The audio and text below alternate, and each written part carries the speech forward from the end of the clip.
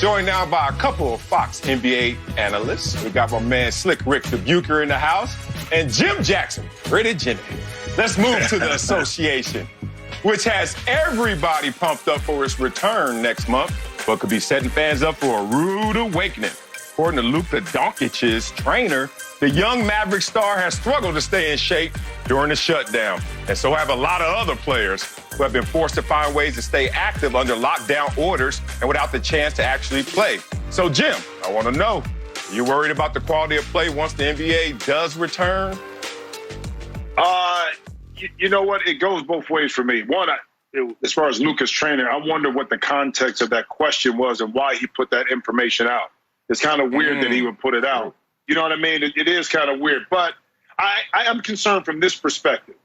With the lockout and lockout years we've had, you didn't have the restrictions that you couldn't go out and play, meaning you can go out and get pickup in. Maybe you're not at your practice facility, but you can still go play 5-on-5 somewhere. You can still get a group of guys together and kind of simulate basketball activities and kind of keep that season coming into the season momentum going, okay?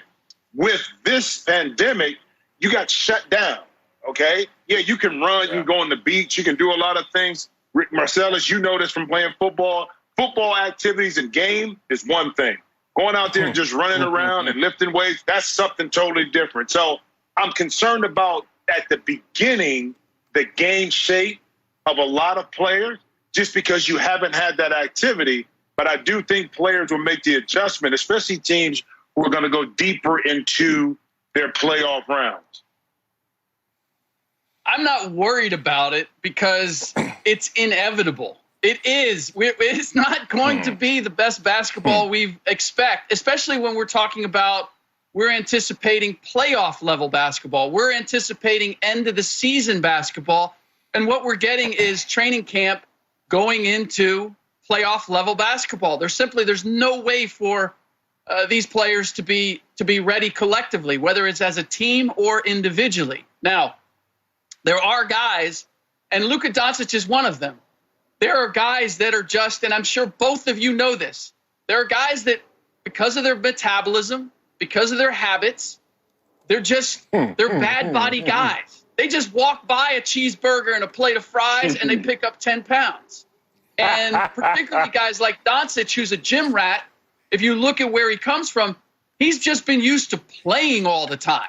He hasn't necessarily done all the conditioning stuff that we see LeBron and some other guys do. So you take away the game, and suddenly the ability to stay in condition is different. The other element is, and I put Doncic, I put Nikola Jokic, Kyle Lowry's that kind of guy, Joel Embiid. I mean, some of these guys are primary players and bigs. Zion Williamson, I'm really fascinated to see where he is because I saw him in the locker room, and he's not a guy that has bad weight. He just carries a lot of weight. And again, it's those habits of young players that haven't learned, boy, I really got to be on top of this in terms of what I eat and how I work out in order to stay on top of it. So I'm fully expecting that this is going to be a rough go of it, and that there are going to be some key players that they're going to have to be very careful with to avoid injury. Iron sharpens iron. Aluminum doesn't sharpen iron. So these guys not being able to compete against other top athletes, like even if you had it open and you could go to the Y, you could play 6 hours in the Y and not be at NBA level conditioning. And I know you guys know this, but I think the general public doesn't understand the level of conditioning that it requires to play professional sports. It's not the gym. It's not the Y. It's not, I look good in my, I look good going to the beach. It's, you got to go that extra level. And the only way you get to that extra level is by playing against other guys who are going to take your job if you're not getting to that extra level. Preach, Rick. Man, it's going to look a mess. I'm not worried. I'm hella worried about the product we're going to see in terms of conditioning and the injuries that come because not everyone's going to be in proper shape. Let's remember, all quarantines aren't created equal. LeBron having a home equinox and full court accessibility is not the same as some other guy who got a rented condo and is trying to do some shuttle drills in his kitchen. That dude's in trouble, and that dude is in the NBA. You talked about Zion Williamson.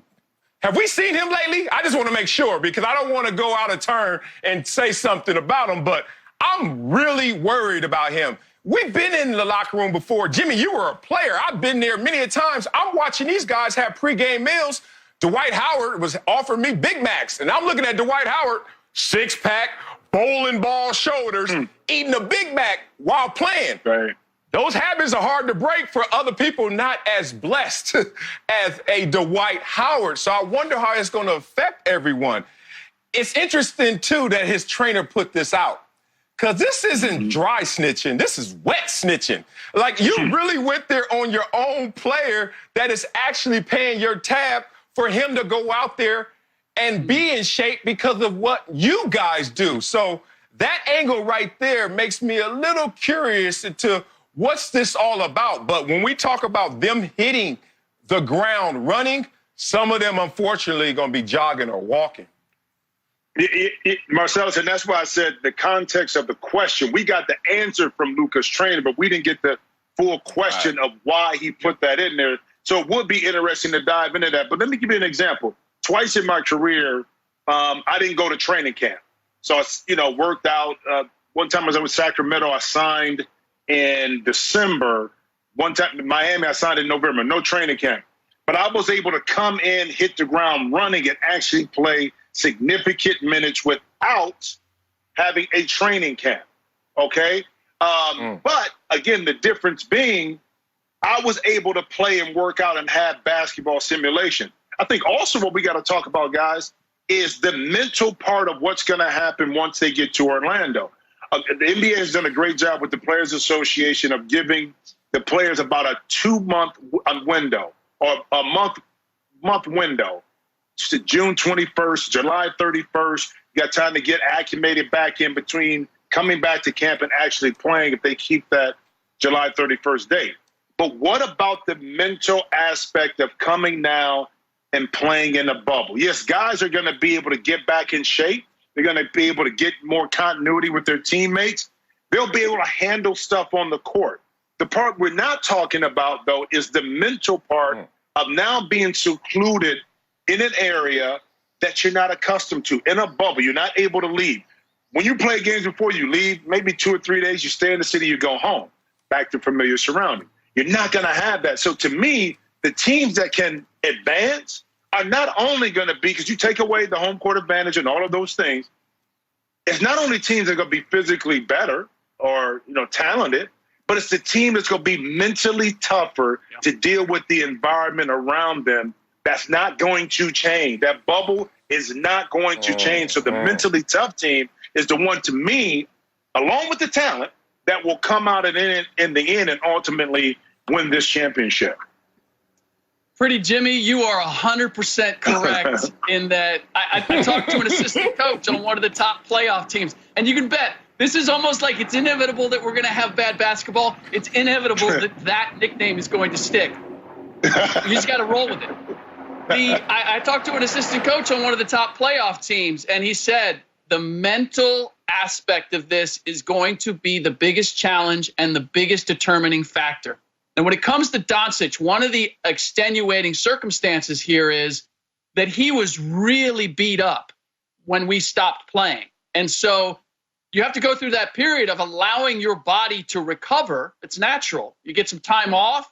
You want to heal. Well, but you're going to get out of shape. And then how are you going to get back in shape when you don't have your facilities? And oh, by the way, when we go to Orlando, it's going to be a different circumstance. These guys are not going to have their home facilities, their team facilities. And I can tell you, it's one of the home court advantages is that when a guy wants to go and shoot at midnight or 1 a.m. or get some treatment or whatever, he has his facilities right there to take care of him. None of the teams are going to have that advantage. And again, it's one of those subtle things about being a professional athlete that allows guys to get to their premium abilities. And we are not we're not going to see that in any way, shape, or form. And that's going to be the other mental challenge is when I'm not in the ideal condition, when we're not playing well, when we don't have that acuity, can I push through that and continue to fight even when we're playing bad basketball? Right. Good point. Yeah, as the old adage goes, from every conditioning coach in pro sports, it takes forever to get in shape and no time to get out of it. We're, hey, it's like that. I mean, you can walk in there six-packed up, ripped up, and take a week or two off and then come back and try to do that drill. You like, what just happened? And put it in layman's terms for everyone out there. Say you took a test tomorrow and you aced the test. And then for the next month, you didn't really look at the notes, didn't look at the test, didn't look at the materials. And then you had to take that test again. You think you're going to get the same grade? Hell no, you're not going to get the same grade. You're going to feel the same effect that we're talking about physically with these athletes. So in a situation where it was quarantine, it was taboo to even get your run on, to go in public and do it, it's crazy. And I love the fact that you said, Jim, you can't simulate game shape. Like, we used to do all the football drills to get ready, get pumped, but there's no machine, no simulation that has an angry 300-pound man trying to push you against your will. They ain't made that machine yet, and they're never going to make it. And so this situation, and then you throw them all in the bubble, they're going to be in that bubble for a few months, stuck with a side piece for a few months. Oh, it's going to be a problem.